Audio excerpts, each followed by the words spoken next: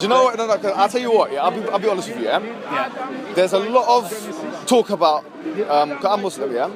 There's a lot of talk about how Muslims perceive homosexuals, how they interact with them and whatnot. Yeah. Or bisexuals, like you probably might maybe associate with that. But I'm just saying, the reason why I feel it's important for us to have discussions. Okay. Is to basically clear to give people understanding that of what we actually believe, and also so that we can maybe like actually flesh out some key issues. You see what I mean? Because I think the most important thing from both of our perspectives, genuinely, is to understand each other. We might not agree with everything we do. It's not going to be uniformity. We don't live in a world where we're all going to be the same. But it's about understanding. You understand where I'm coming from, and you understand where you're coming from, right? So where are you coming from? Okay, let me see where I'm coming from. First of all, I want to ask you a straightforward question. So, first of all, let me tell you something before I ask you something. We, as Muslims, there's a principle, there's a maxim in the Quran, which is... Sorry? We'll do another one. There's a maxim in the Quran, which says, لا يكلف الله نفسا إلا وسعها. So, a soul is not given more than what it can handle, So if someone has a feeling of homosexuality, so I'm saying like if a Muslim, he feels like attracted or sexually attracted to the same gender, as Muslims we say at that point it's not sinful, because based on that maxim. Do you see how that works? Sorry, what was the maxim in English? So the thought of being gay is not sin. So basically, if you're like if any human being like yourself or whatever, if you feel I get that, physically attracted, what's the maxim again? It's basically a soul is not, or a human being, a self is not given more than it can handle in terms of ability. So if you can't control yourself and it's just something that's within you, and you're feeling like, I'm attracted to the same gender, sometimes you can't necessarily control that. You see what I mean? So if that's the case, you're not sinful for feeling like that. Because Islam doesn't hold you to account for how you feel. Do you see what I mean?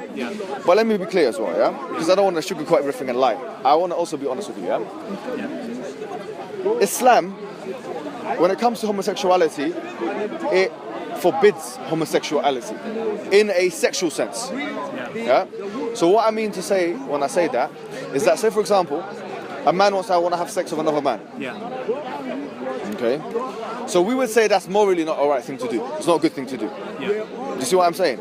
Now, if he feels good when he sees a man, all right? So it's morally, it's a wrong thing for a human being to do. It's to have sex with another man. Do you see what I mean? According to the Quran. According to Islam and Quran, But where does it say that? All right. So do you know it's interesting because in the biblical corpus, you have Lot. In Islam, you have Lut, who is the same person, The stories are different. It's not the same story completely, but there are some similarities. When Lot came to his people, they were homosexuals. Okay, so his people were homosexuals. He was guiding them to truth on two different fronts. He said to them, the first thing he would say to them is stop being homosexual, in terms of having sexual intercourse with other men. I looked at the Quran myself. I did a bit of a study, and I looked at I think 9 mentions of when Lot approached his people, and he's the only prophet that I can identify that he spoke to his people, and he didn't start off by talking about Tawheed, which is the idea that God is one. He actually always started by speaking to them about sexual, stop having sex with men. Men don't have sex with men. That's what basically it's saying. Now, the reason why I would say, I think this is the argument now. Like in the West, they say, look, man, that's okay. You can have that belief. That's fine. But, and you probably agree with this, say we believe in the West here that so long as you're not harming anyone else, you can do whatever you want. Would you agree with that maxim? Yes, I guess so. Well, no. Yeah. As long as you're not harming. So long as you're not harming anyone else, you can do whatever you want. Well, you have to. Don't shoot Mel, that. Huh? Don't shoot Mel. Yeah, John Stuart Mill is an English philosopher, and he talks about the harm on principle. liberty, the harm principle. Yeah. You guys done politics or something? What did you do? PPE students, What did you both do? of us. Politics, philosophy, and economics. Where and what uni? Goldsmiths. We're going into Is it? second year. Are you in second year? Yeah. Trust me, guys, man. I've done it all before as well, man.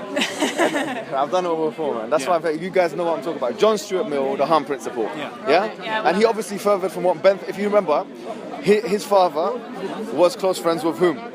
Bentham, yeah? And he grew up, Jeremy Bentham was a utilitarianism. So he realized that utilitarianism had like the issue of the harm, like it cause harm. So he put a cap on that, or he kind of refined the theory of utilitarianism with what he called the harm principle. If you remember, like from the studies, yeah? Do you know what? Let me ask you a question then, yeah? Test on knowledge. All right, go on. We'll test your knowledge. No, I'm not testing your knowledge. She wrote the essay on Joe. I'm also the bisexual here as well. Are you bisexual as well? All right, fine. It's 2, yeah? So, okay, let me ask you a question straightforward, yeah? Do you accept, do you think, if I said to you, look, all things aside, a mother and a son, they can wear protection, all right? They wear protection and stuff. A mother and a son. Get involved into a sexual relationship. Do you consider that morally acceptable? No, I wouldn't, because their mother is an older. I think age comes into it. I think the mother is a guardian of the son and is responsible. Go on. It's the power play between them, so it's like I wouldn't think it's okay for a teacher to have.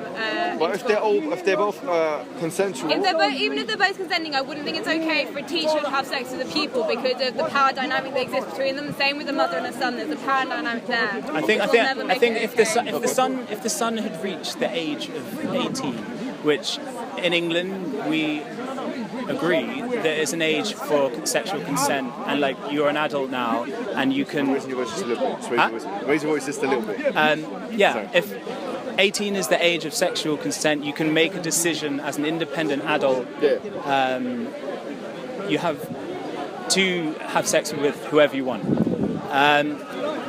Therefore, if a mother and an 18-year-old decided to have sex, then I would consider it very strange. So you wouldn't accept it? You say it's immoral, yeah? Or a father and let's say a granddad and his granddaughter, but they both, like the granddaughter's over the age.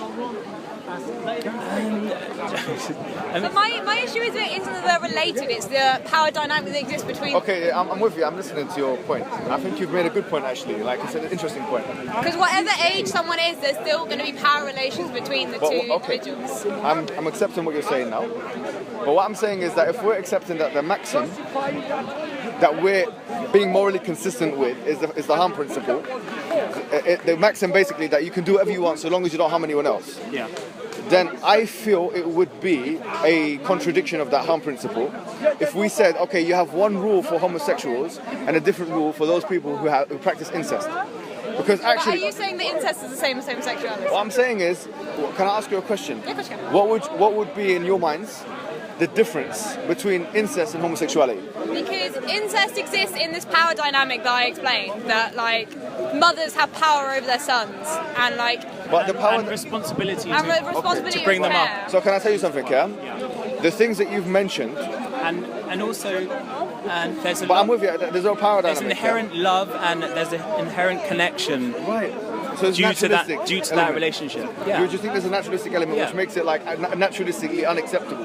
There's a bond in which demands a certain responsibility from the older guardian. Okay, can I tell you something? I'll be honest with you. Yeah. This power dynamic issue is an issue which is, first of all, sometimes if you've done philosophy and PPE and stuff, yeah. So I can tell you that you've got. I remember doing this when I was in uni as well. Yeah, I finished. Yeah. Do you guys remember like doing power? Like, did you cover like theories of power? Robert Dahl, his conception of power, Backrats and Barretts. Do you know? Have you not done that? All right. So basically, there are different conceptions of power. Yeah. From a philosophical perspective, it's difficult to actually track what power is.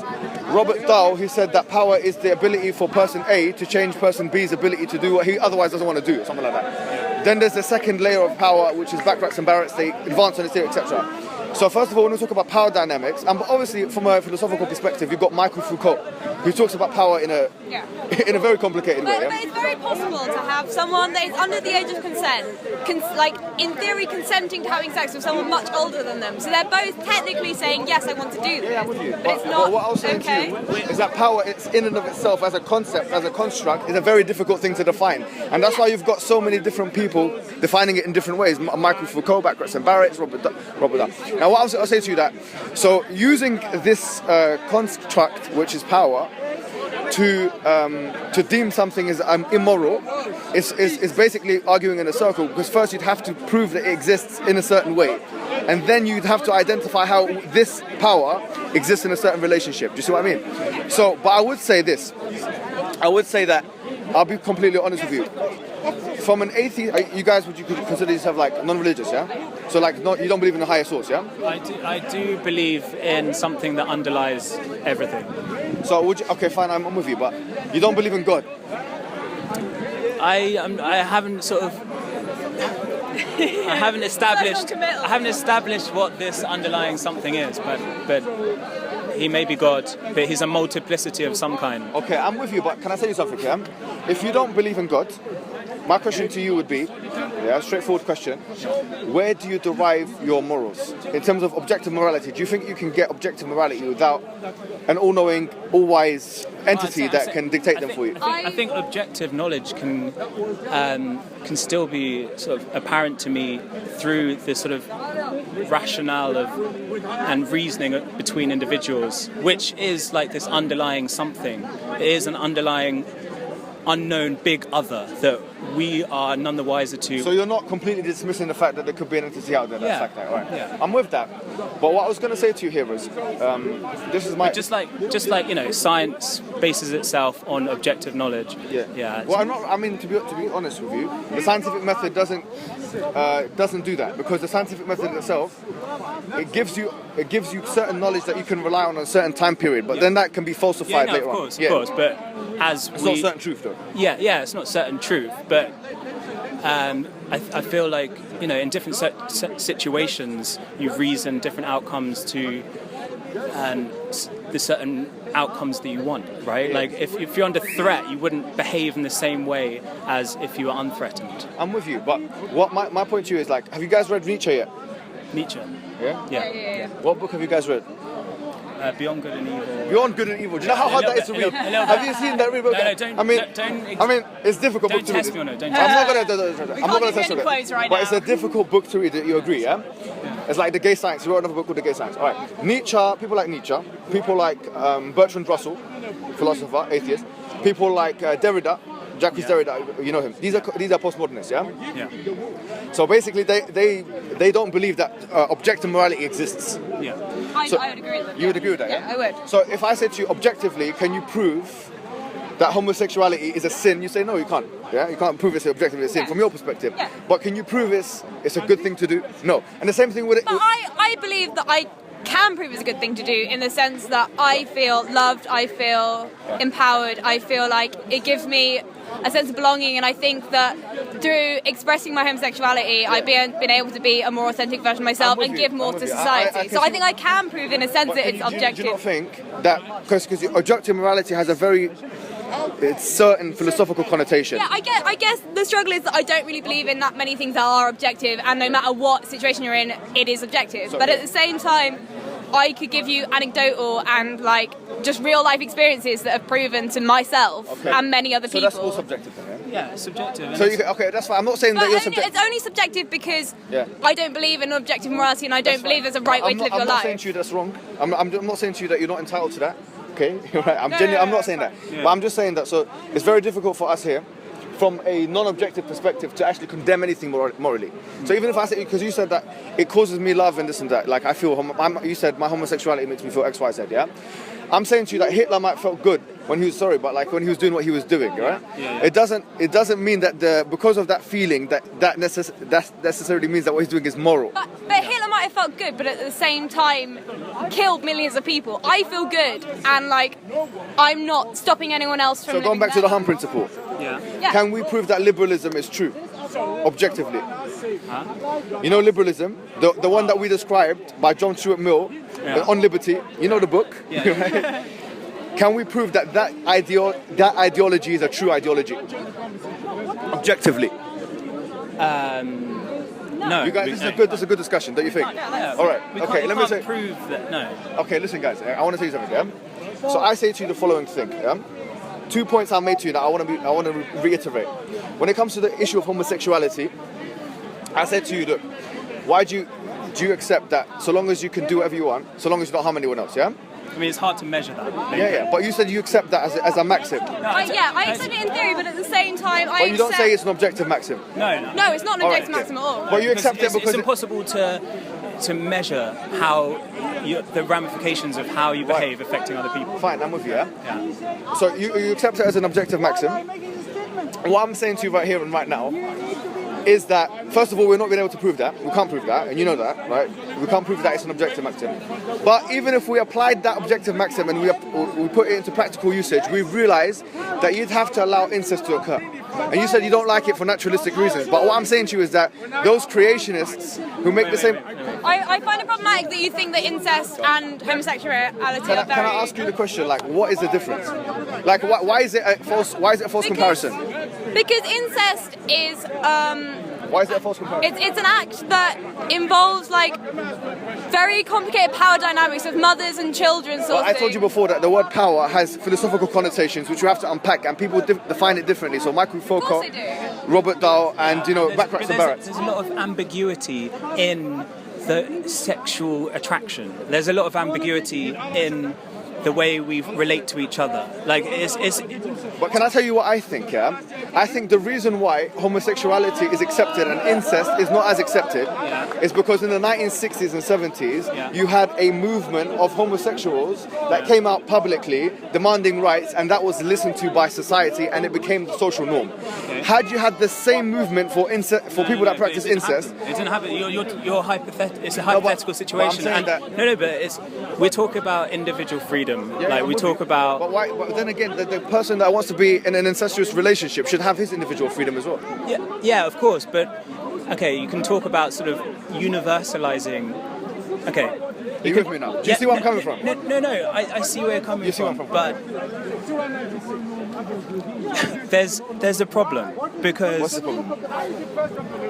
As I said, like when you asked me, do you have a problem with incest? I said, if someone is of age, if they were 18 years old... Let's say 35. They both... The man is a 35-year-old man, big man like me, and the mum is like, 55. And they want to get into an incestuous relationship together. I wouldn't say that was morally wrong. Okay. So now you've retracted. No, because I didn't know, but I would say it's very strange because... But that's just your value judgment on it. Yeah, it's my value judgment. Because they knew each other, like the mother knew them as a child, and they were a child to them, and they're still a child. And the idea of adults having sex with children, I view as morally wrong. No, but they're not children anymore. He's 35. But Woody Allen. Woody Allen adopted a child. She grew up to when she hit 18. He started getting with her, and then he ended up marrying her. I genuinely don't think anything's wrong with that. Okay. What's wrong with that? What is? She's not even his daughter. I know, but I don't think the relationship there is a relationship of equal power or a relationship. But remember what we said about power. Okay, all right, I'm going to stop using the word power because that's the only thing you have to cut me down on. Okay, I don't think the relationship there is one that views the two people as like equal people because the mother has taught the son or the father has taught the daughter this is how you should live your life. But equality is once again, you can't prove that objectively, can you? I can't prove anything to you objectively because I don't really believe in objective truth. So it's kind of like a non-point. I can't prove you objectively anything. I get your point. Right, so do you see, what I'm saying to you is the following, that we have to be, whatever paradigm we want to work within, we have to be morally consistent, I'm a Muslim. What I believe in is that basically God, there were prophets that came before time, that God revealed a message that He is singular, He's one, etc., to all these prophets, and that these prophets came with two things. They came with an evidence base, and they came with a message. The message was that He was one, God is one, etc., and that you have to obey God. That's the message. In that message, there's basically God's expectations we have to be. In that message, I'm saying to you that we believe that homosexuality, the act of penetration, sorry to be graphic. What if you're a girl? What if you're a girl? What about it? It's still like... You can't have penetration if you're having two girls having sex. You can if you use some... I mean, you can. But if you don't have penetration and there's two girls having sex, is it morally wrong? It's morally wrong as well, we would say that. Yeah, we would say basically... But why? If it's the act of penetration, why... The question of why, the answer of it is a straightforward question. The paradigm is that God knows best, yeah?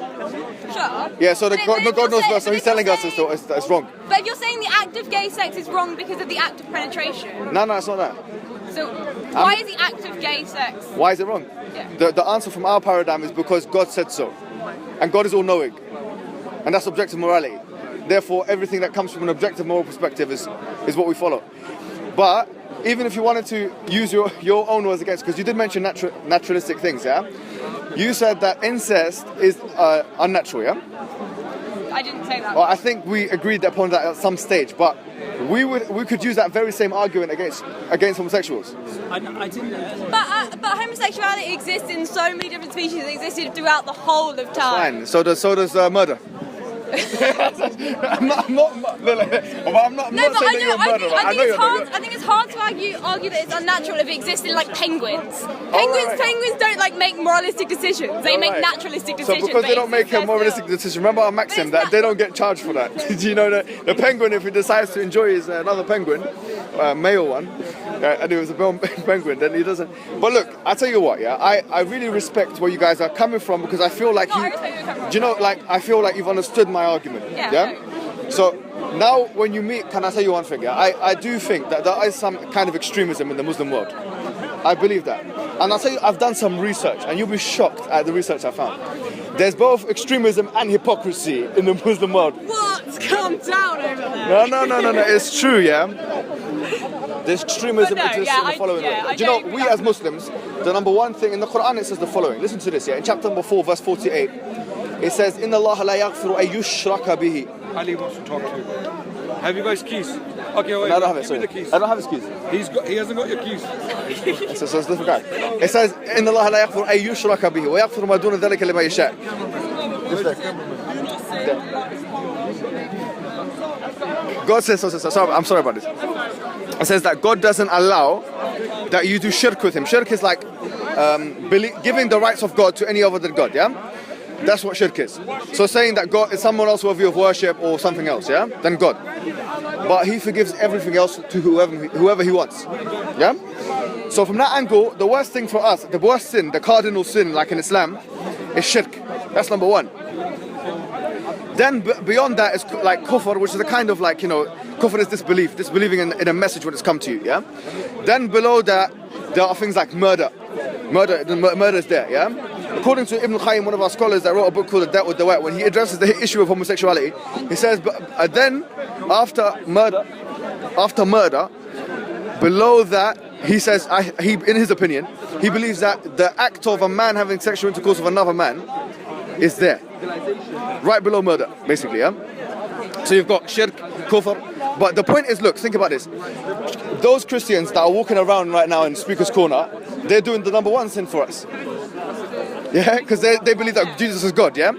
Hindus that believe that Ganesh is God, he's got 8 arms, this God is God. They're doing a worse sin than the homosexual, yeah? Obviously a murderer is doing that, as a worse sin. So, inshallah, we're gonna, Sorry, we can't for too long. I'm just gonna finish it, I'm gonna So basically, what I'm saying to you, yeah, is that doesn't. So when I see a Christian, I'm not gonna do anything. I'm gonna speak to them like I've spoken to you today. Yeah. So I think the extremism exists. Yeah, but when people actually think that homosexuality is the worst sin, it's not the worst sin. There's sins that are worse than it in Islam, and it also exists in the way that some people, I think they have it's kind of like a fetish attitude towards homosexuals. Well, if you feel like that with homosexuals, you should feel like that with Christians and Jews, or not Jews, but Christians and Hindus. They're doing what we believe is a worse sin. Yeah. So I feel like free discussion and conversation, the one that we've had today, is a vitally important thing that we should do. And I think that's a point of agreement. In your opinion, can Muslims and homosexuals live side by side? Indeed. Oh yeah. Look, I mean, that's the thing is, yeah.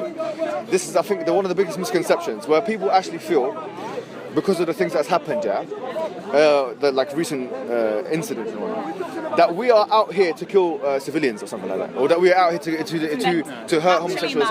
It's not what we believe in.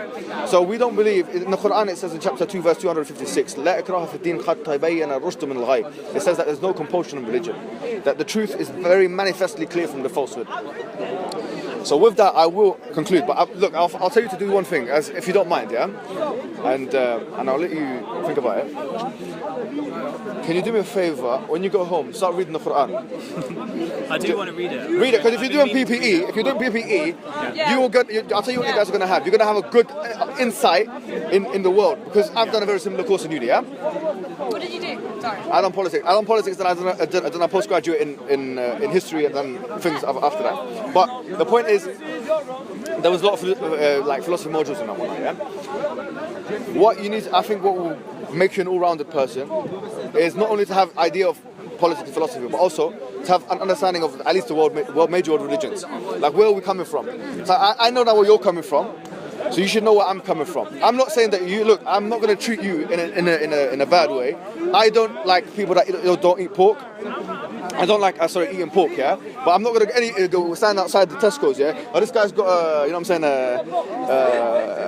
what do you call it, a beer can. Let's rush him. Let's beat him up. We're not going to do that. It's not practically and reasonably. That's not how we interact. Our method is rationalism. We believe in like intellectualizing it and speaking and genuinely, not sugarcoating it. I'm not going to lie to you, but also I'm not going to treat you with any disrespect, because that's not the way of the prophets. That's not what Lot did when he met the people. He said to the people, basically abandon this act of homosexuality. Abandon it. You'll feel that your life is probably going to get better. I'll be honest with you. What if it doesn't? Trust me, I'll tell you what. And what if it doesn't? I promise you, it will. But what if I felt worse being in the closet than out the closet? Do you know what? It's not all about how you feel from a sexual perspective. Can I tell you that? But not from a sexual perspective, in a sense of like me as a whole human being. I feel like I'm a more authentic version of myself if I'm honest about my homosexual feelings. Do you know what? You've got to ask yourself a question now. What is the purpose of life? Because if you answer that question properly, then you can answer what would be the most authentic version of you. Do you see what I mean? Yeah.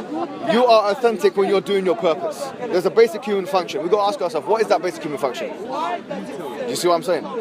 Yeah. All right. Well, it's been fantastic. I'm going to run now because I've got to pray and go to these guys. Well, thank you so much for everything, yeah? Brilliant. Fantastic, yeah? Thank you very much. Take care.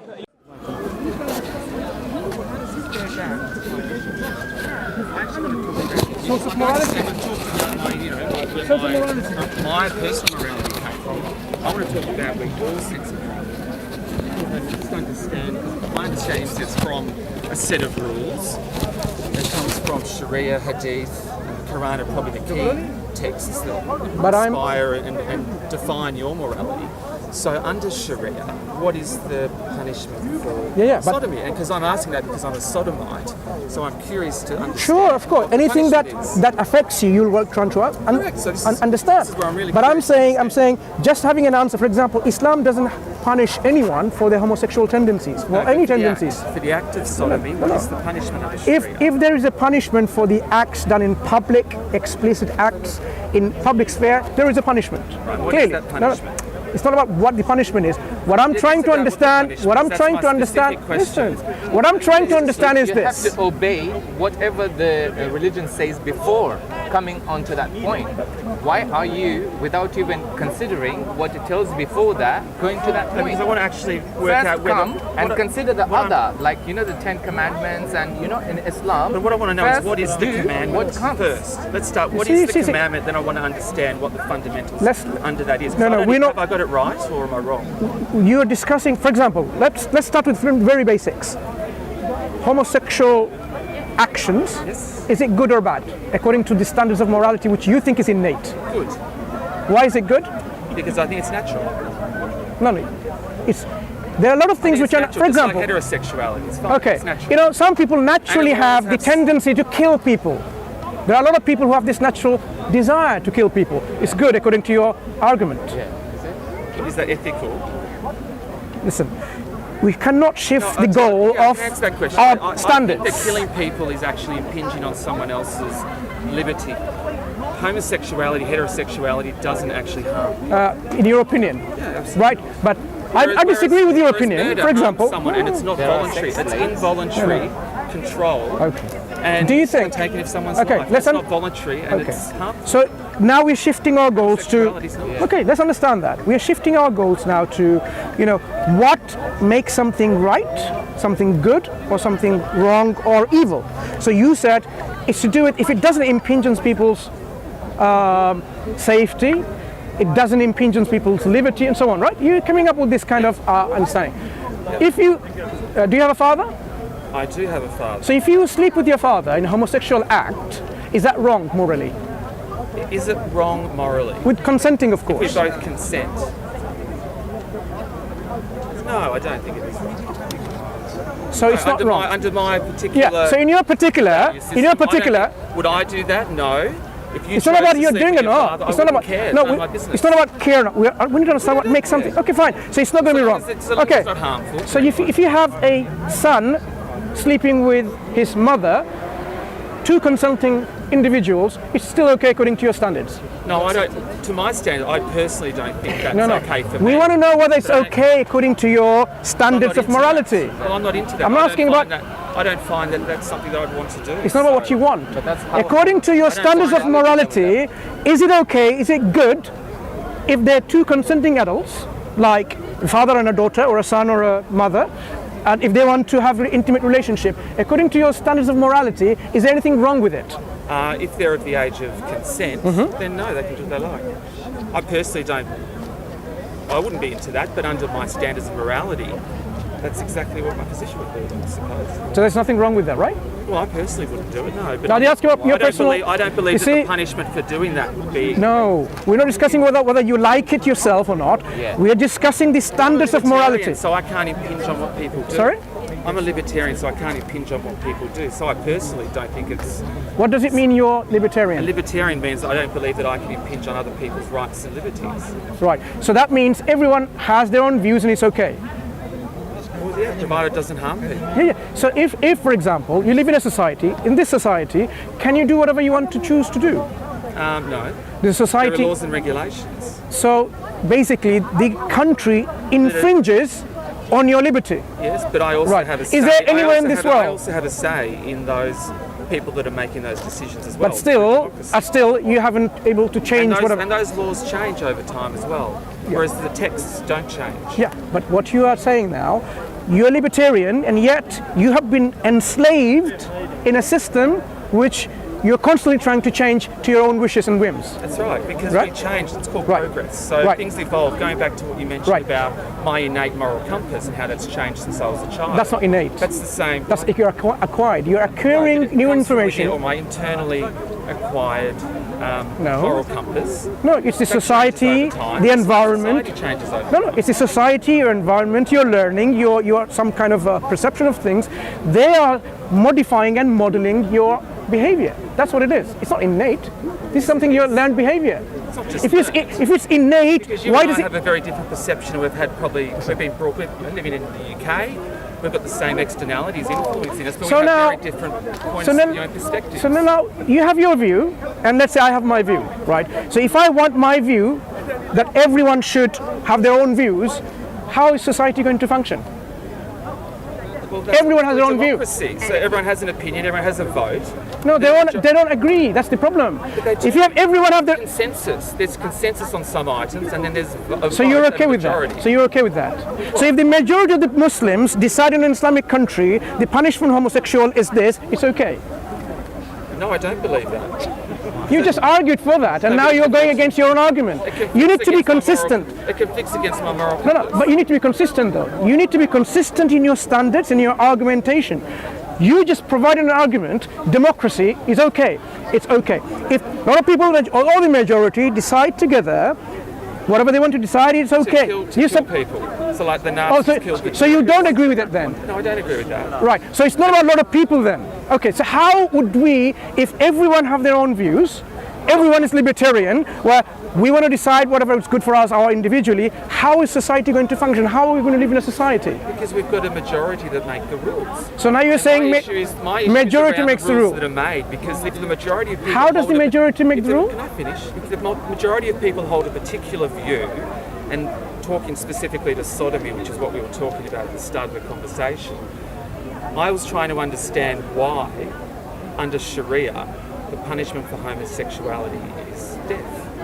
That's what I was trying to understand. Because Sharia considers to be this is a public crime if it's done in a public area. Right. You consider, So in because this you need to country- differentiate between homosexual tendencies, like people have tendencies to, have relationship with a tree. You can have tendencies with anything. Islam does not punish you for having these tendencies. Islam says you need to control. For example, people have tendencies to sleep with young children, pedophiles. Yes. Right. Do you consider these tendencies is okay to have? No, because the child's non-consenting. They're too young to consent. So now the discussion believe goes. that's okay. You see now how the discussion moves. The discussion. What you're doing. Your at the sense of moment is morality moves from I'm actually talking. rather than innate behavior I and did that tendencies and desires to whether a person is a consenting adult. No, but I have the intelligence and the life experience to make my own decisions about what I believe and what is right. Whereas a lot of people have that particular moral compass imposed upon them, and it's inflexible and it's unable to define itself and grow and change. There's no progress in Ten Commandments. So your moral compasses that you talk about. Yeah, well, it's clearly, not just mine. It's most people who live in a democracy. Liberal democracy. But you don't believe in democracy. Yes, I do. Okay. Do you believe in democracy? No, I do believe in democracy. So, for instance, in those countries where they execute people, okay, let's understand one thing. that is the law. But I don't believe that overrides my moral compass. No, I want to understand one thing. Do you believe in a system of democracy? Yes, I do. Right. So if people within the democratic system decide to do something, you will have to be okay with it, right? No, I might not agree with it, because it might be against my own moral compass. So it's nothing to do with democracy then. It's to do with as long as your moral conscience are catered for, your own desires are catered for, then any system, be it dictatorship, socialism, capitalism, liberalism, is fine. Or Sharia, yeah. Or Sharia, So right. that was what So my moral basically, compass was, it would be so fine. basically, the way you live your life is your own desires. You make your desire your own God. This is what the Quran says. Because I don't believe in Certain the afterlife. people, yeah. I don't believe in it, and this is where I understand that this life is just a blink of the eye for a lot of people, and that the afterlife is what they're setting themselves up for.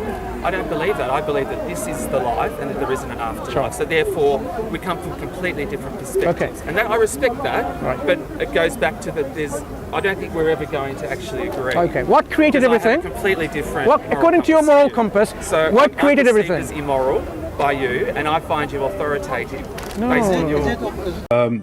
In many states, you cannot marry your relatives or this or anything like that, or your siblings, whatever. But if you are above a certain age, then you can, for example, make a marriage that would be biologically considered incest. So, which means if you can't bear children anymore, then you can do it. I'm fine with it. Why not? I mean, what do you think about cousin marriage? Cousin marriage.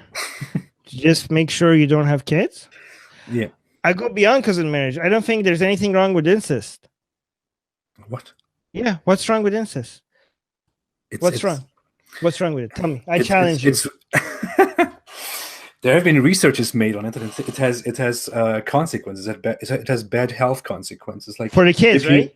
If it's two sisters, they can't have kids. So Okay. Sorry, I missed that part. Yes, right. Okay. So if two sisters or if two brothers have incest sexual relationship, there's nothing. I can't see anything wrong with it, right? Well, there is actually nothing wrong with it. Yeah. There's nothing wrong with it, right? Yeah. And also, if they're straight, if a brother and sister, if they absolutely make sure that they don't have kids, then there's also nothing wrong with it. Well, yeah. I see these are taboo stuff that people are like, what Don't the challenge fuck? me. I challenge you. Tell me what's wrong with it. I can't think of anything why people are like, oh, it's gross. Well, then don't do it. Yeah, objectively, there is nothing wrong with it. Let's make it clear. You say the same about animals? Was that the same answer to well, both? I mean, as long as you're not hurting the animal. I'm also in favor of animal rights. And again, I mean, Excuse me for going over time, but since you are adding to the question here, the question here I mean, you can argue based on principle, but you can also argue, as Mr. Hijab has done, based on empirical realities. And then the question becomes, how many people does this involve? What is the problem here? How large is the problem? Why should we have laws against something that, I mean, a very small minority? And I would like to see the statistics on how many Norwegians are traveling to Denmark to have sex with animals. And what animals, by the way? I mean, this becomes sort of absurd discussion. Thank you. So I will take one question to... Why is incest wrong? It's not clear to me that it's wrong. Okay. It's clear to me. There's an evolution. No. Listen to me. Listen to me. Wait. Let's give him the respect, please. He's got a justification. You asked me a question, and if you want me to answer, I will. Yeah, of course. Okay. The point is, most societies have a taboo on incest, and it's an empirical one. Generally, incest produces genetic defects. Yes. Okay. And so in general, there's a physiological reason and a societal one why incest is wrong. Yes. Okay. But if you ask me the question, is it? And this is an interesting question. We are in. By the way, there's an ingrained incest taboo in almost all societies for that reason. Sure. Because societies want to persist, so it works.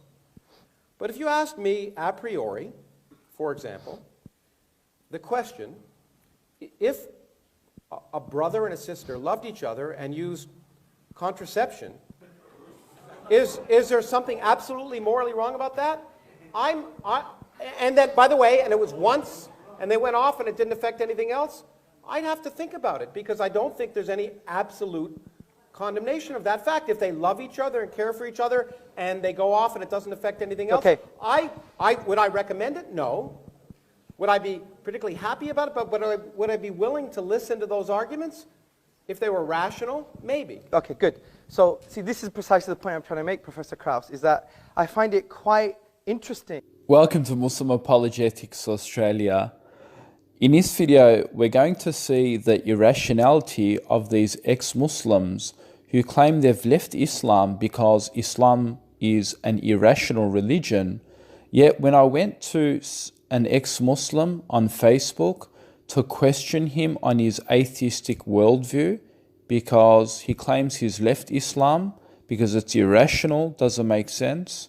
He then goes to atheism. So I questioned him on his atheistic worldview about some of the issues that I find controversial and illogical upon the subject of morality.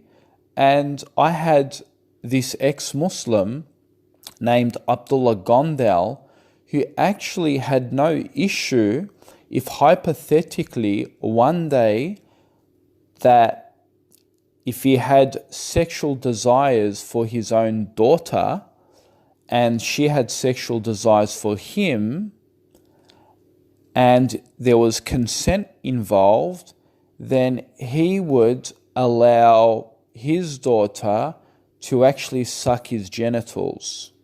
And he agreed to that. He said there's basically, it's not wrong in the atheist worldview, and he agreed to it. And I'll show you the screenshots. Have a look. And before I display the screenshots, I want to also remind you that I got permission from Abdullah Gondal to post these private messages. As you can see in the screen here, I wrote to Abdullah Gondal on his Facebook. I said to him, do you give permission to post around your private messages to me? It seems you're posting a lot of my messages around.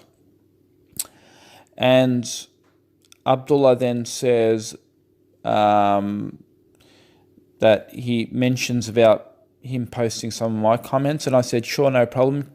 I said, you can post them. I said, do you mind if I post your private messages you sent to me about incest and beastiality and make them public? And he said, I already said, please make a video about it all. And I said, thank you. So I got his consent just in case some of the Abdullah Gondal followers are pretty annoyed about this and want to shut down this video. So I did get permission of Abdullah Gondal to post our private exchange.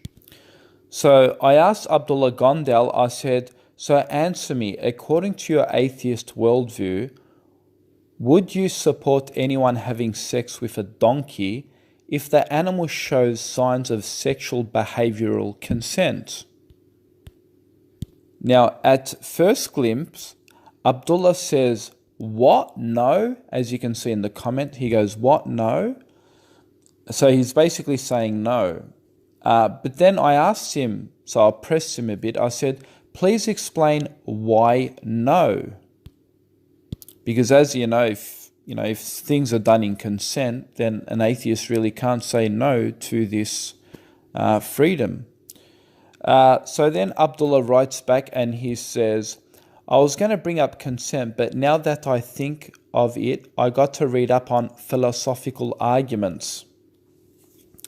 Abdullah then goes on to say, because we are all animals and interspecies, sex is naturally observed.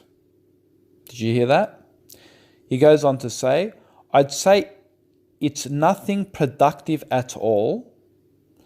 As long as the animal and you aren't being harmed, it's fine. How do you define the animal is consenting is a key, like humping motion.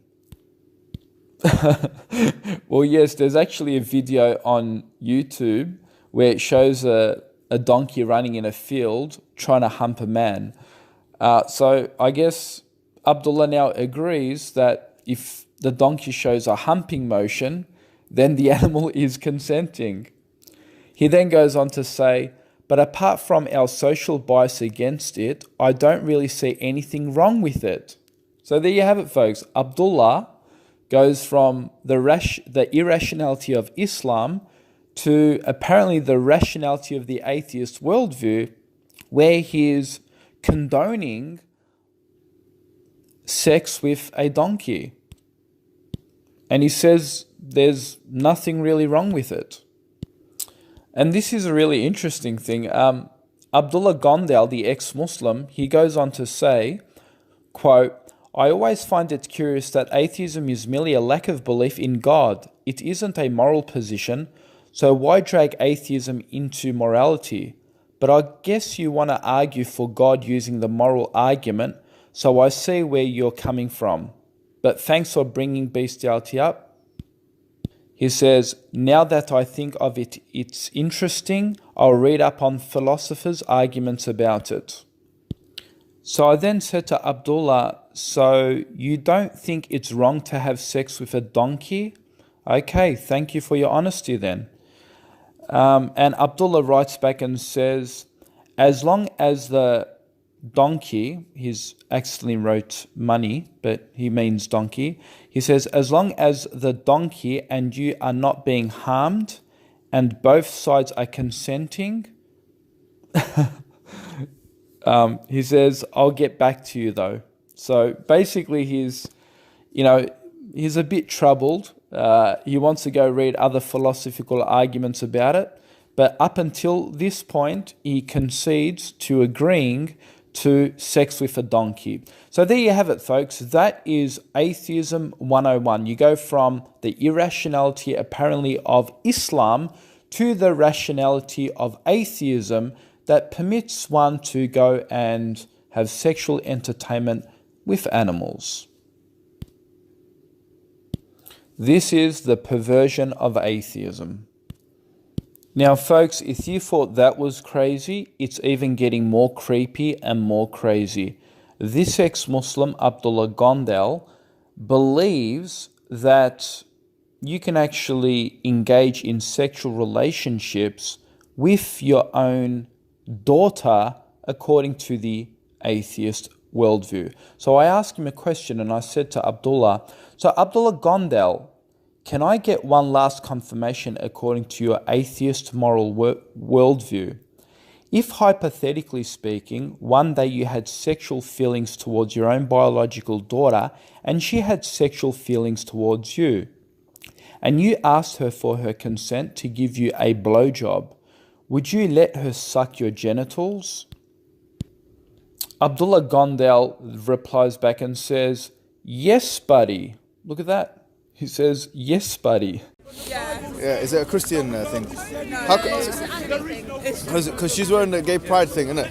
Yeah, we just do it. No, we were taking photos from. We do this thing. Yeah, photos. No, we're having a debate about being trans. Transsexual. Transgender. Transgender. Yeah, I'm not getting into that. They were discussing. So what's the debate about? They're just talking about if mutilation is right or wrong. Oh. So what mutilation? Like gender mutilation, like if mutilating the body, if it's right or wrong. Oh, okay. Yeah, this is a difficult one too. Giving consent if you're trans, if you want to. It's a common one, isn't it? Like you're given consent. It's not like force. So that's what Toby's means. Okay, can I ask you guys a question about the trans thing? Because I've got some questions in it. Who should I ask about? Any one of us. This is, for me, I find it really interesting. To be honest with you. Is anyone here trans? I find it interesting. Sorry, can you repeat it? I couldn't hear you from there. There's that going on. I said I find it really interesting. Okay. Do you know why I find it interesting, yeah? There's 2 or 3 reasons. Like, one of them is split this feminist movement, yeah? So the feminist movement seems to be divided on the idea of like what to do in certain circumstances with transgender people. And it's also split homosexuals. Like, so I feel like some homosexuals...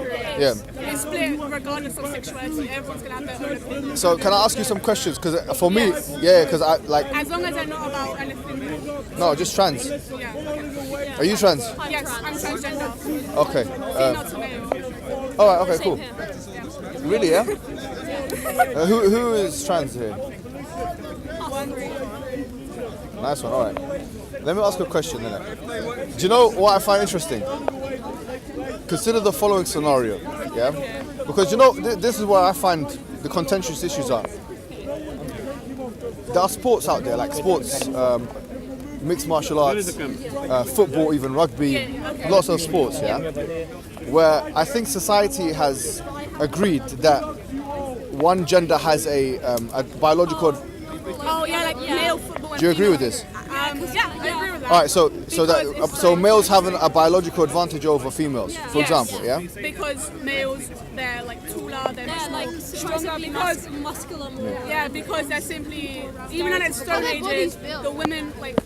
The women would stay at home and cook, and the men would go out and hunt, and yes, that has happened. Exactly. So now let me put you in a certain situation and ask you guys a question, right? Okay. Say for example you have a trans like yourself, or actually let's make it the opposite way, yeah? Okay. So you have someone who's a male who becomes female, all right? All right. Would you protect that person's right to, let's say for example, they wanted to participate in sport. Obviously they're allowed to participate in sport, yeah? Alright, so they want to participate in sport. Would you protect their right to, for example, if a man became a woman, to, because they want to be identified as women, right? That's it. They don't want to be even known as a man anymore.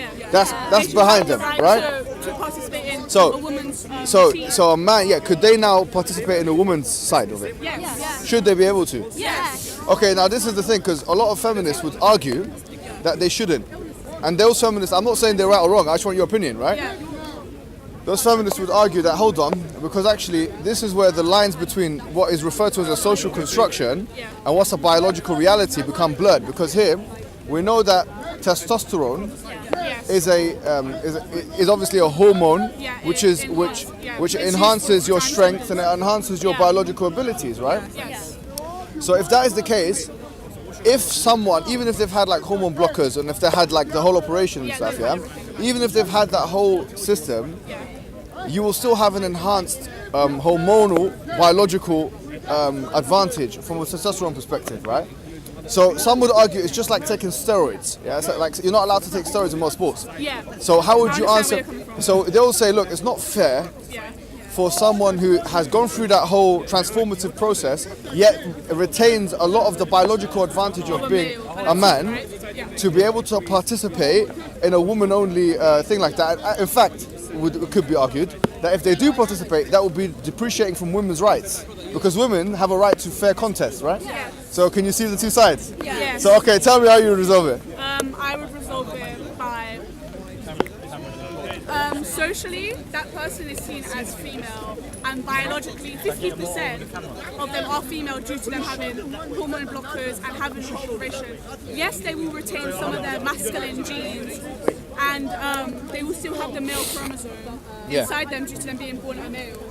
But I still think they're still viewed socially as a female, and both biologically inside, like themselves, view themselves as female. So they should be participating in a female sport. It's basic human So rights. you think that the right of that person to participate in the gender of their chosen gender is it trumps, and we don't like Trump. I think we're both on the same track, but it trumps the advantage that they may get.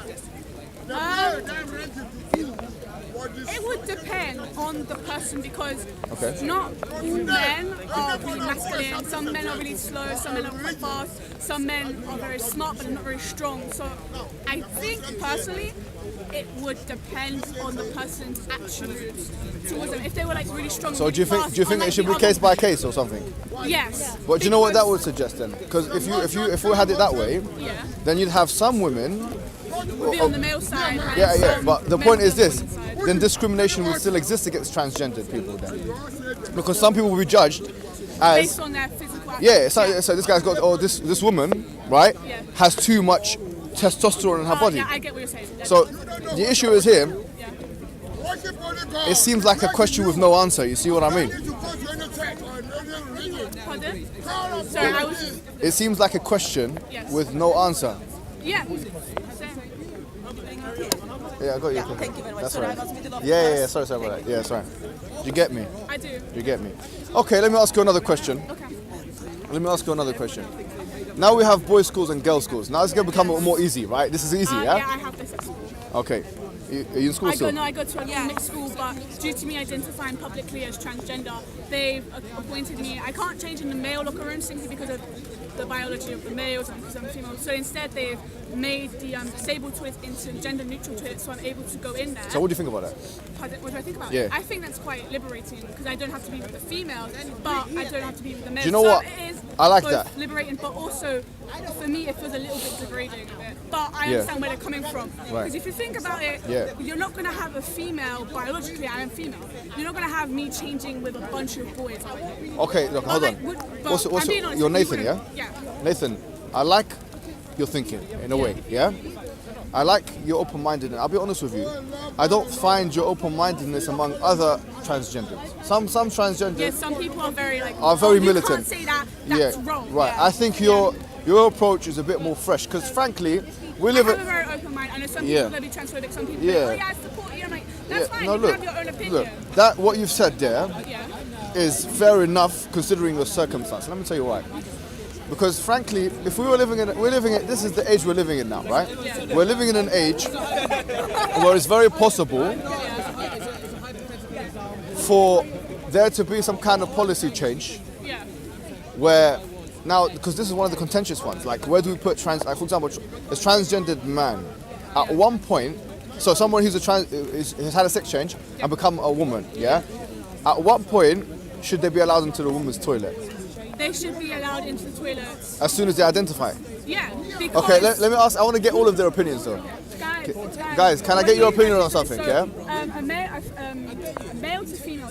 Male to female. Yeah. They identify as female. Should they be able to use the female toilet? As soon as they're identified. As soon as they've identified or had a sex. So let me challenge you on that then. I said that they should be able to use the toilet. So let me challenge you on that, right? So for example, if and it's maybe a bit difficult. If I had to do a sex change, I think I'd be I'd have a serious advantage. Let's be honest. And it wouldn't be an easy operation. Anyways, the point is this. If somebody transferred from being a man to a woman only by virtue of just actually saying that, okay, now I'm a woman now, yeah? You're saying that the point at which they should be allowed into the woman's toilet is the point to which that they identify, yeah? See, people with LGBT community all have different opinions. Are you LGBT as well? Yeah. What, in what way? I'm not trans, I'm gender fluid. What does that mean? Can you tell me? So some days we feel male, and then other days we feel female. No way. Some days Really, yeah? Some days we even like not feel any gender. Yeah. Be gender neutral. What do you mean by, okay, hold on. This is really interesting, this one here. No, hold on. You see this question of, we'll put it on the side for a second. This gender fluidity here, I'm going to actually challenge you a little bit on it. Okay, come on. Okay, let's challenge her on it a little bit. Yeah? You said some days you feel male, Yes. and some days you feel female. Yes. Okay, do you accept that notions of masculinity and femininity are social constructs? No, it's fine. I understand you're trying to record. It's fine. Are you with me? Listen to me carefully. Do you accept that notions of femininity are social constructs? In other words, you would argue, right, that the idea of a woman preferring pink, or the idea of women being in the house or kitchen, all that stuff, that's a social construct based on the patriarchal society, right? Okay, you accept this? Yes. All right. Ideas of masculinity, therefore, are also socially constructed. Yeah, they are. Okay, you accept that, yeah? Yes. All right. If you accept that, which, by the way, personally, I don't accept it completely. I think there is some truth in it. I don't completely accept it. But if you accept that, if you're... Oh, I feel you meant like... Okay. I understand what Can you they're see my saying. question, right? Yeah. My question here is going to be, how do you define gender fluidity when gender has lost meaning? Because there is no such thing as, if femininity and masculinity are social constructs, then you can't say I feel masculine or I feel feminine, because both of those things are subjective value judgments which are socially constructed reality. Maybe it is the case that gender fluidity is a social constructed reality. How do you know that what you're going through is not socially constructed? I haven't been gender fluid for very long, so... How do you know it's gender fluidity and it's not just hormonal, that mood swings, that literally you feel angry at one point, and that you know, how do you know? How would you be able to differentiate between those things? See, with me... How do you know, like, for example, when did you feel manly? When did you feel like a man? Like, with me, I don't think I'm a proper gender fluid, because like there are some people that think yeah, I'm not, like, I'm questioning still. Okay, fine. But what you say you're gender fluid, yeah? Those days where you feel like a man, to put it crudely, obviously that has socially, constructed implications. Are you gender fluid as well? Are you gender fluid? Yeah. Okay, I can ask you both. Those days you feel like a man. First of all, how do you know you feel like a man? It's just like, it may seem like hormonal changes, but you actually feel more masculine, even if it has... What does that mean? What does that mean? What do you do? Stick with me, because this is interesting for me. Go ahead. You feel more masculine, so tell me what that means. It's hard to explain, really. It's just like... It's hard to explain. It's just, you know when you feel like masculine, you know when you feel feminine. So tell me like how. So tell me what you feel. It's hard to explain, it really is. So give me some things that you feel when you feel masculine. Like, when you feel masculine, like, Yeah. you may seem like you don't really want to wear any girly clothes or anything like that. Well, hold on. Described as girly, you may not want to do any of that. You don't want to do that, yeah. You may like emotionally or physically feel more male. Like in what way? Like what? Aggression or? It's hard to explain. That's what I'm trying to say. Is it? So, okay, let's stick with what you said, right? Clothes. It's not to do with like clothes. Okay. That's like one of the small fractions. It's really hard to explain. Really, you have to experience it to really know how it feels. Okay, but I'm a man, right? Yeah. I identify as a man. Yeah. So I know how it feels to be a man, because that's all I have experience of. Yeah? I've only got experience of being a man. Tell me what emotions we're talking about here, that those days you feel a bit gender fluid, a bit manly. Tell me those things. It's hard. Just give me one emotion, just one. Oh, I can't think. I'm on the spot here. No, don't worry about it. Don't worry. It's no wrong answer. There's zero wrong answer. When I'm feeling like more like into the male gender, I feel like I want to be around more people who like I'll know are more like me, like as a male. Yeah. Like, because if you're a girl, you want to be around more like other girls, more people who like understand you. But if you're like around a man, then you may have some female friends where you feel more like set into a group, like you feel more like manly or other group of your gender. What do you do activity-wise that's more? What like do you do anything that as an activity that's more? I'm biologically a girl, but like when I feel like more masculine, I'll usually like go out, do more sports, hang out with more like my male I see. friends. Yeah. You want to be more around the males, so you feel distant from the females. I'd rather stay away from them. So let's get these girls involved as well, because I want to know if you share similar. Because honestly, I'm learning from you guys. Don't take this. I'm not like. Do you get me? I'm just because I haven't met my whole life. I've met everyone now. I've met everyone, but I've not met gender fluid. So that's why I'm having this. No, I haven't. I'm not there yet. Asexuals? Asexuals? Asexuals. No, I think I've met some of those. They don't want to have. Is it asexual? They don't have sexual intercourse. They don't have sexual intercourse. Yes. They're in a relationship. I've met some people that claim to be like this, right? But I never believed them. There are some that say they're asexual. Right. And they totally aren't. My question, right, is this. She was saying, and I want her to pay attention. Shall I call you her or him? I don't mind. Okay, that's cool. Then that makes it easier for me. I called him. See, I'm trying to interchange it. I'm trying to mix it up a little. Listen, because we're trying to get to the bottom of something. I said to her, like, what is how do you feel when you're like basically having your male day? So she goes things like, okay, I'm into more like male groups, playing sports a bit more, things like that. So does that resonate with you a little bit, or what? Well, how do you feel? See, because I'm still questioning my gender. Yeah. See, most of the days I feel female because that's the gender I was assigned. Right. When you feel female, what do you feel like? What kind of things do you feel? Like, what activities do you do? You were asking activities as well. Yeah? What do you do that makes you feel female? Yeah. See, with me, I believe that any gender can do any activity they want to. Yeah, of they course. do not have their assigned activities. Like back in the day, females just had to stay home. And this and that. Yeah. So, but no, how do you feel like when you're female? What do you feel? When I mean activity, also your actions. How do you know you're female? What do you do? The way you act around people as well. Like, what do you do that a man would do that a female wouldn't action? You know what I mean? Are you more? You know what I mean? I get what you mean. Yeah. But with me, I don't really act differently. But sometimes there are some activities, like even though I think it's wrong. Can you tell me some of them? See, when I feel female, I do a lot of cooking. That was a joke. No. Not in a bad way. No, go on. No, I do contradict myself. Even though I say we don't have a specific... You heard it here first, folks. No, I'm joking. All right. Yeah, no, even though I don't agree with gender roles, I still do gender roles. Because, like, with me, when I play football and other sports like that, I don't really, like, because with me, like, I'm being honest, I don't like exercising. All right. Because, like, being female, it's like I'm going to say this, like... Yeah, don't worry, be open. Female body. Okay. You see with our breasts, it's very annoying. Let me just say when you're that. playing sports and stuff. I've heard that before. See, and then like when I'm male, I like binding my chest. Yeah, it's like this girl. What you call it? I'm not sure if you've heard of her. She's a feminist writer. Her name is Ngozi.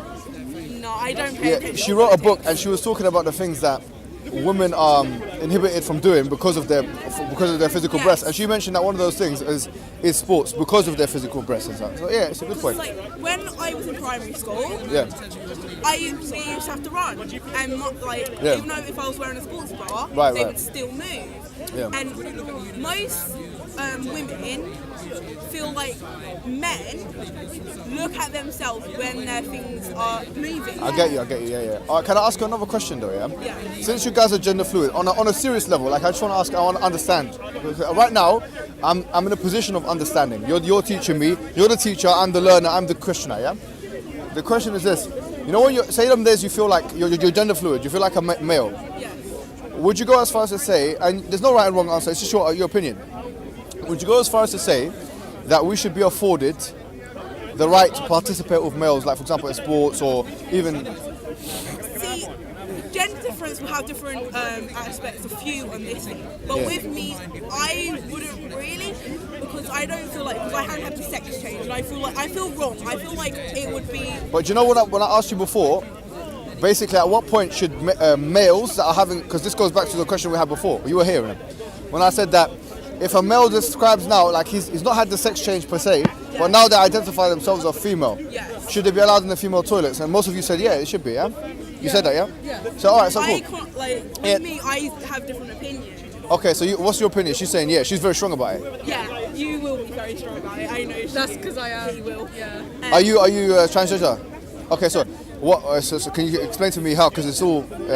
I don't look at the moment. I have a lot of makeup on and stuff. No, are you male to female or female to male? Female to male. I want to be male, but Okay, so me personally, well, it sort of depends because of social problems and stuff. But Right. if I'm at, for example, a youth club or something, Yeah. I will go into the male's toilets because it's just what I'm more comfortable Okay, with. can I play devil's advocate for you guys a little Yeah, bit? of course. All right. So someone could argue that here, if someone, because I'm assuming your ingenuity. I believe you're genuine.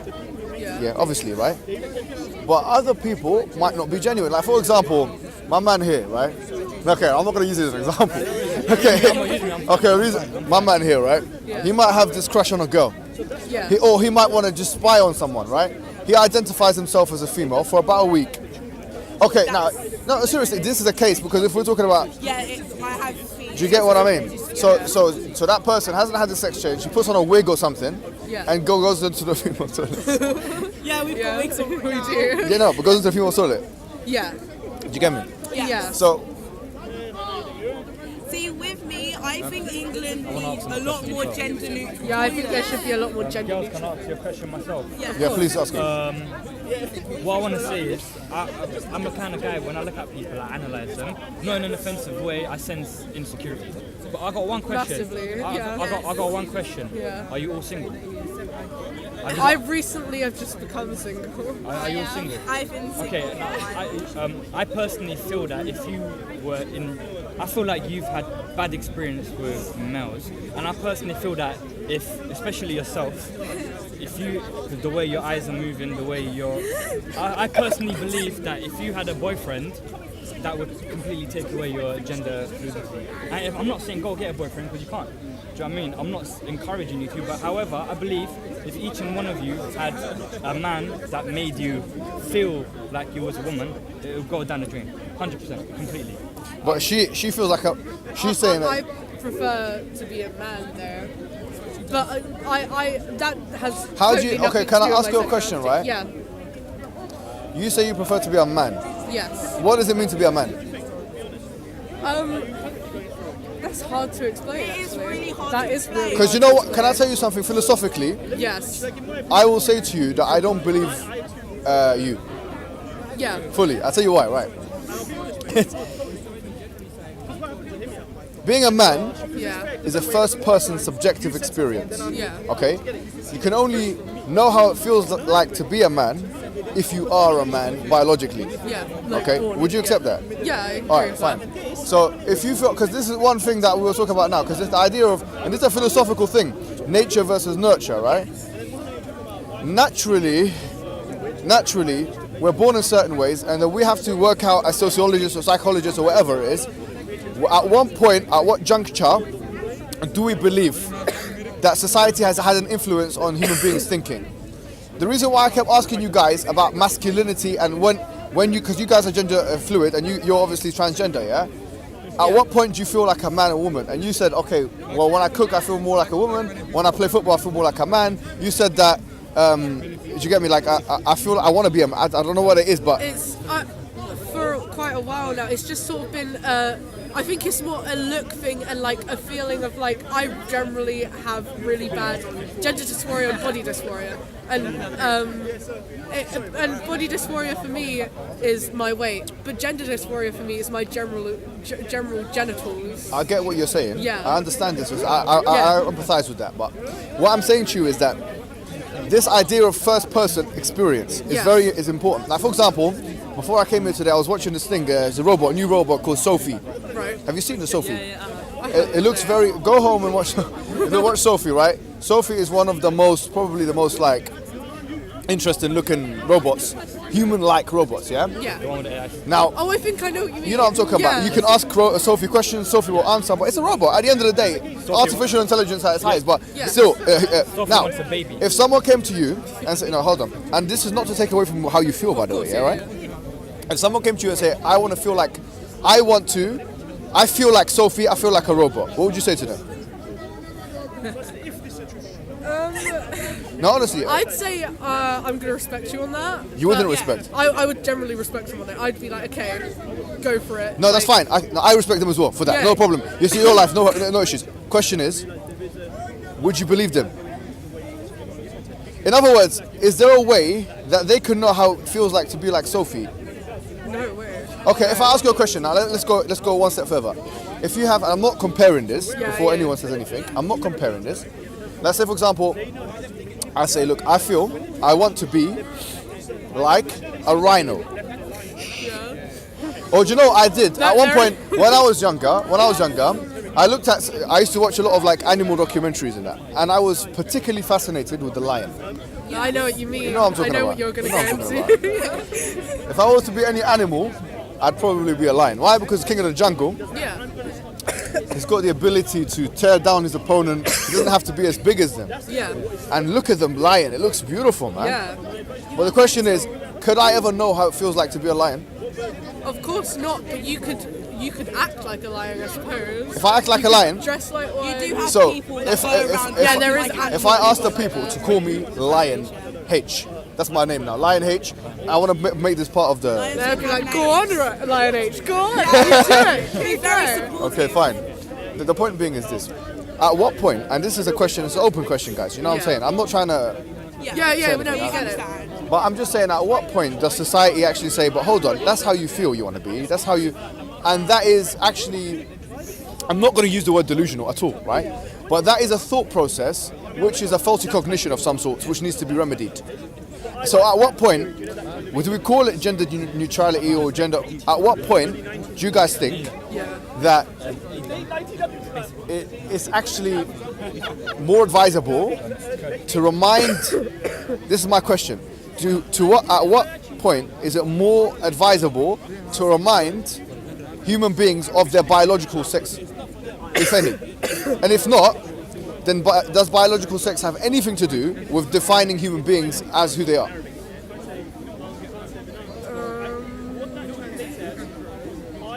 I think biologically, yeah, I'm female. Do you get what I mean? Yeah, I get what you mean. Yeah, because it seems like, for me, it seems like a catch-22 situation. Why? If you say that, okay, gender fluid, I feel man sometimes, I feel like a woman. You're born as a biological woman. Yes. I'll say that from your first person subjective experience, you can never actually feel how it is to be a man unless you are a man, right? Yeah. Right? Yeah, Biologically. yeah. Biologically. Now, if you say, no, hold on, because I feel like playing more sports some days and cooking at other days. I think it's more like of a mentality Right, but then we can turn around and say, well, hold on, that's a social construction of what it means to be a man, and that's a social construction of what it means to be a woman. Yeah. So it might not I be. don't really agree with that Fine. gender role thing. So so it's the same thing. So someone, do you get what I mean? So that's why the transgender discussion, transsexual discussion is actually a very complicated one. Yeah. Under liberalism, not under any other system. Obviously, I'm a Muslim. Do you get me? So, and by the way, it's really interesting because at the time of the Prophet, there were men that had castrated themselves, right? And and he would treat with great respect and whatnot, yeah. But the point is this, that's what we believe. We believe in treating everyone with respect. However, the point is this: on transgender debate or transsexual discussion, is it seems like I'm not even thinking about it from religion perspective or whatever. I'm just thinking about it from a sociological perspective. I'm saying it's very difficult for us to assert that, hold on, we should call this person X because they feel like X. When actually feeling like X is socially constructed. Do you get it? It loses the majesty, am I correct? Yeah, I do. So do you agree with me? I do, but at the same time, obviously that's contradicting to myself.